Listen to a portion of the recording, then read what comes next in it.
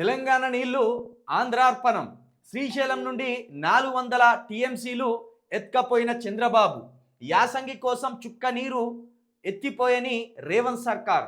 ఖాళీగా దర్శనమిస్తున్న కృష్ణా బేసెస్లోని ప్రాజెక్టులు. ఎన్జీటీలో కేసు ఉన్న జోరుగా రాయలసీమ లిఫ్ట్ పనులు. రాయలసీమ లిఫ్ట్పై నోరు మీద పని రేవంత్ రెడ్డి ప్రభుత్వం. ఆంధ్ర బాట పడుతున్న తెలంగాణ వాటా నీళ్లు ఉద్దేశపూర్వకంగా వదిలేస్తున్న సర్కార్. కాళేశ్వరం ప్రాజెక్టును పడావు పెట్టిన పాలకులు. కావాలనే పాలమూరు ప్రాజెక్టును పక్కన పెట్టారా? నెల రోజుల్లో పూర్తయ్యే పనులను ఏడాదిగా పక్కన పెట్టింది గురువు కోసమేనా? యాసంగికి నీళ్ళు ఇస్తారా లేదా అన్న ఆందోళనలో రైతులు. చోద్యం చూస్తూ కూర్చున్న రేవంత్ రెడ్డి సర్కార్. తెలంగాణ మళ్ళీ ఎడారి కాబోతుందా? ఒక సంచి నిండా బియ్యం ఉంటే ఒక కుటుంబం ఒక నెల రోజులు తింటే అయిపోతాయి. ఇప్పటికీ సంచి నిండా ఉన్నాయి కదా అని ఊరుకుంటే నెల రోజుల తర్వాత పస్తులు ఉండవలసి వస్తుంది. ఇప్పుడు రేవంత్ రెడ్డి ప్రభుత్వం కూడా అదే పని చేస్తుంది. చుట్టూ నీళ్లు ఉన్న చుక్క నీరు దొరకని ఎడారిలా తెలంగాణ మారడానికి ఆనాటి ఆంధ్ర పాలకులే కారణం అనడంలో ఎలాంటి సంశయం లేదు. రాష్ట్ర ఏర్పాటు తర్వాత పరిస్థితులు మారిపోయాయి. తెలంగాణ జలభాండాగారం అయింది. డ్యాములు, రిజర్వాయర్లు, చెరువులు నీటితో తొణికిసలాడాయి. కానీ ఇప్పుడు మళ్ళీ ఆనాటి రోజులు రాబోతున్నట్టుగా కనిపిస్తున్నది. తెలంగాణలో మళ్ళీ నీటి ఇక్కట్లు తెచ్చేందుకు ప్రస్తుత పాలకులే కుట్రలు చేస్తున్నారన్న ఆరోపణలు ఆందోళన కలిగిస్తున్నాయి. తెలంగాణ ప్రధానంగా తెలంగాణ ఉద్యమం ఎందుకు సాగిందంటే నీళ్లు, నిధులు, నియామకాలు. ఈ మూడింటి కోసమే తెలంగాణ ఉద్యమం చెలరేగింది. మా వాటా మాకు కావాలి, మా నిధులు మాకు కావాలి, మా స్వరాష్ట్రం మాకు కావాలి, మా నియామకాలు మాకు కావాలని. ఇప్పుడు నియామకాల విషయంలో సెక్రటరియట్లో మళ్ళా ఆంధ్ర ఉద్యోగులు వచ్చి కూర్చున్నట్టు ఒక సమాచారం.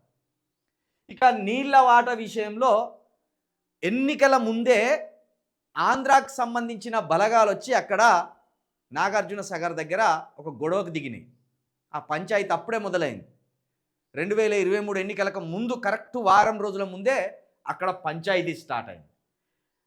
ఇక ఇక్కడ చూస్తేనేమో మరి అక్రమంగా 400 టీఎంసీలను రేవంత్ రెడ్డి గారి గురువు చంద్రబాబు నాయుడు గారు దొంగతనంగా ఎత్తుకపోయినలు అనేది ఈ పేపర్ రాసుకొచ్చింది.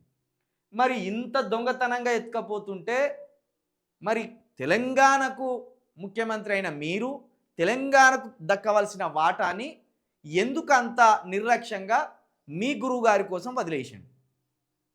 ఎందుకంటే మీ కేసుల విషయంలో చంద్రబాబు గారు మోడీ గారితోటి సయోధ్య కుదురుస్తారనే ఒక మీ స్వలాభం కోసం తెలంగాణ ప్రజలకు దక్కవలసిన వాటాను విడిచిపెడుతున్నారు. గతంలో ఒక పాట ఉండే, తలాపునా పారుతుంది గోదారి, నీ సేను నీ సెలుక ఎడారి. ఈ తెలంగాణ ఉద్యమంలో ప్రజలను ఆలోచింపజేసిన ఒక పాట. అంటే మన తలాపుననే గోదావరి పడుతున్నది, కానీ మన చేను ఎండిపోతున్నది అనేది ఆ పాటలోని సారాంశం.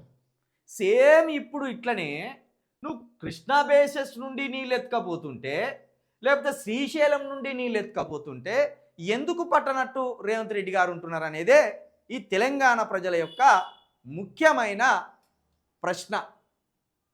ఇంత జరుగుతున్నది.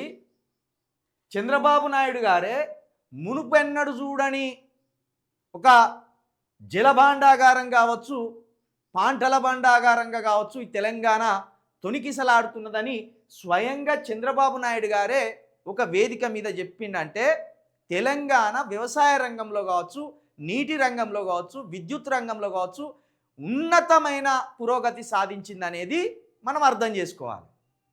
మరి అలాంటి దాన్ని ఇప్పుడు ఒక్కొక్కటిగా నువ్వు చేజేతులార వదిలేస్తుంటే భవిష్యత్తులో మనకు ఎలాంటి పరిస్థితులు రాబోతున్నాయి అనేది ఎందుకు అర్థం చేసుకుంటలేరు మన ముఖ్యమంత్రి గారు అనేదే ఇక్కడ మన అందరికి వస్తున్న అనుమానం. ఇక్కడ కాళేశ్వరం ప్రాజెక్టునేమో పడావు పెట్టి పడేసింది. ఆ మధ్య అక్కడ నీళ్ళ పంపింగ్ చేయకపోతే పంటలు ఎండిపోతున్నాయని ప్రతిపక్షాలు గోల చేసుడుతోటే విడిచిపెట్టింది. ఎందుకంటే కాళేశ్వరం మొత్తం పనికిరాదని ఒక అభూత కల్పనలు కల్పించింది రేవంత్ రెడ్డి గారు, అదేవిధంగా బీజేపీ నాయకులు కూడా. వాళ్ళు సృష్టించిందే. కాళేశ్వరం ఏమాత్రం పనికిరాదని ఒక అభూత కల్పనలు సృష్టించింది, అట్లా చేసింది. ఇట్లా అనేక రకాలుగా ఇప్పటికీ వ్యవసాయ యాసంగికి నీళ్ళు అందే పరిస్థితి లేదట. మరి దీన్ని కొంచెం మన తెలంగాణ రైతులు మీ పరిస్థితి ఎట్లున్నది, ఎట్లా మారబోతున్నది, 10 ఏళ్ళుగా ఎట్లున్నది మీ పంటలు, లేదా మీ నీళ్లు, మీ విద్యుత్ అనేది ఒక్కసారి మీరు కూడా ఆత్మ పరిశీలన చేసుకోండి. ఇక్కడ చూడొచ్చు మనం, కేవలం ఈ గురు శిష్యులే, గురు శిష్యులు తెలంగాణ మీద పగబట్టినట్టు చేస్తున్నారు. అందుకే కదా రేవంత్ రెడ్డి గారు సమైక్య పాలనే బాగున్నది, నాకు ఆనాటి పాలకులే చాలా అద్భుతంగా పాలించిందని ఏమాత్రం సిగ్గు లేకుండా మాట్లాడింది. అట్లున్నాయి కాబట్టి మన నీళ్లు దొంగతనంగా ఎత్తుకపోతున్నాడట చంద్రబాబు నాయుడు.